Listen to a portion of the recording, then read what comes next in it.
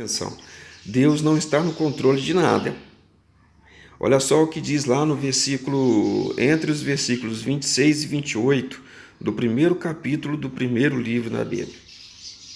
Que Deus fez um homem conforme a sua imagem e semelhança e disse ao homem para ele dominar sobre as aves do ar, sobre os peixes no mar e sobre os animais da terra, para o homem exercer o controle, ter o controle nesses três ambientes, ar, mar e terra, além de ter o controle da própria vida, porque Deus não fez um boneco, não fez um robô. Deus o fez e deu a ele a liberdade de poder viver, fazer escolhas. Porque essa é uma característica do próprio Deus. Deus é totalmente, plenamente livre. Ele sim tem a plenitude do livre-arbítrio. Já o homem tem a liberdade de escolha. Deus deu isso a ele. E o que ele fez com isso? O homem pegou o controle que Deus colocou nas mãos dele e terceirizou. Quando ele desobedeceu a Deus, lá no jardim do Éden, ele transferiu o controle que Deus tinha colocado nas mãos dele, ele transferiu, terceirizou, colocou nas mãos de outro. Por isso nós vemos aí o que vemos atualmente, as consequências desse ato, né? Porque o homem não governa totalmente a própria vida e ainda sofre a influência negativa do terceiro, de terceiros, ou a quem ele terceirizou esse controle, que exerce essa influência maligna sobre a vida do ser humano, sobre toda a humanidade. A humanidade sofre catástrofes, guerras, pandemias, enfim, são tantos tipos de sofrimento.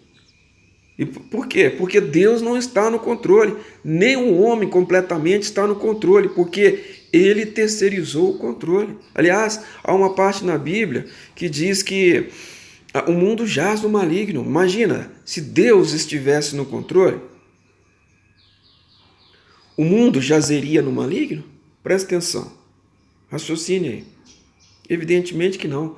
Se Deus estivesse no controle, o mundo jazeria, descansaria, repousaria no benigno, no supremo, no soberano, não no maligno. Então, porque o homem terceirizou esse controle, sofre o que está sofrendo. E aí alguém poderia dizer, mas tudo bem, não está no controle do mundo, mas Deus está no controle da minha vida. Tem certeza? E eu não te digo isso para te confrontar. Talvez para confrontar, mas jamais para te afrontar. Você tem certeza? Olha ao seu redor, sua vida, a vida dos seus familiares, amigos, parentes, do seu bairro, da sua cidade, seu estado, sua nação. Você acha que Deus estando no completo controle da sua vida, você não seria um instrumento de transformação ao seu redor, no seu ambiente, no seu meio, de uma forma extremamente benigna? E se isso não tem acontecido, é porque, evidentemente, Deus não está no controle da sua vida. E quem está no controle da sua vida é você.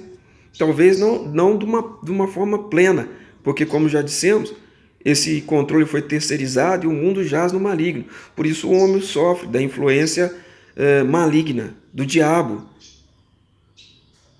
e age da forma como age e sofre as consequências que sofre por isso, porque Deus não está no controle da vida do ser humano. E aí alguém poderia dizer, bom, mas então quem está no controle? O homem, ele tem ainda um controle parcial, porque ele pode decidir, escolher, porque isso foi lhe dado, né? Foi concedido por Deus a liberdade de escolha, o caminho a seguir.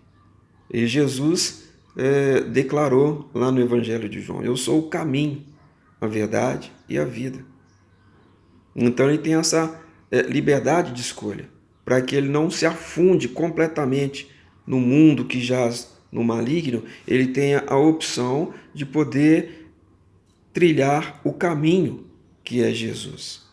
E aí ter esse poder, uma parte desse poder retomado. A partir do momento em que ele retoma, vai retomando esse poder, ele vai caminhando, se aprofundando mais no caminho que é Jesus, então ele vai sim dominando de uma forma correta, controlando da forma correta a sua própria vida.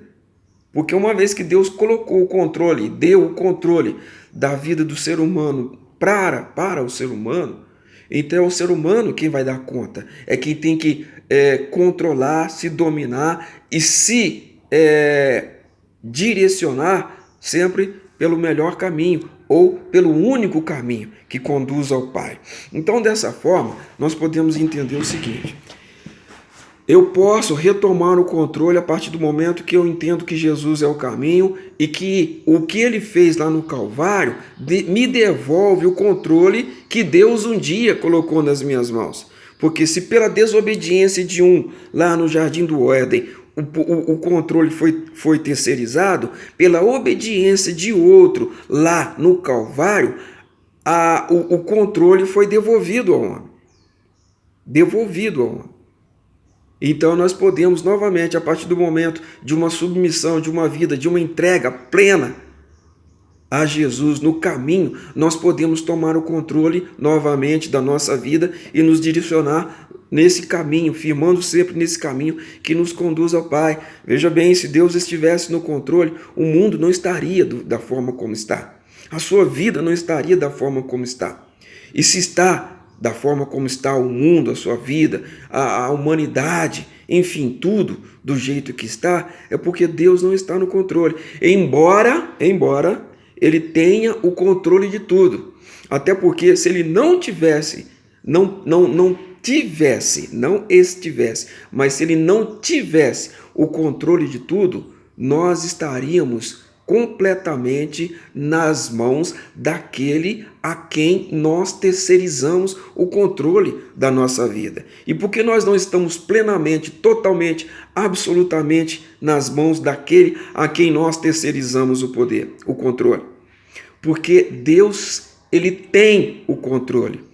E por isso ele faz essa intervenção. É a intervenção mais poderosa e fundamental, essencial para a vida do ser humano e para o ser humano retomar o controle, foi feito lá no Calvário através do sacrifício de Jesus Cristo. Quando, pela obediência de Jesus no Calvário, esse controle foi retomado e devolvido ao ser humano, para que ele possa se conduzir novamente da forma correta, como Deus planejou desde o início. E nós podemos ver, nós temos esta oportunidade de retomar esse controle que Deus um dia entregou nas nossas mãos e que nós, pela desobediência, terceirizamos. Mas pela obediência de Cristo no Calvário, esse controle foi retomado, resgatado e nos foi devolvido, colocado nas nossas mãos. Então, a partir desse momento, nós podemos sim seguir uma vida no caminho que é Cristo, no controle da nossa vida. Nós, no controle da nossa vida, no caminho que é Cristo, que nos conduz ao Pai. Em o nome do Senhor Jesus. Amém? Vou continuar com esse assunto. Dá um like aí, compartilha.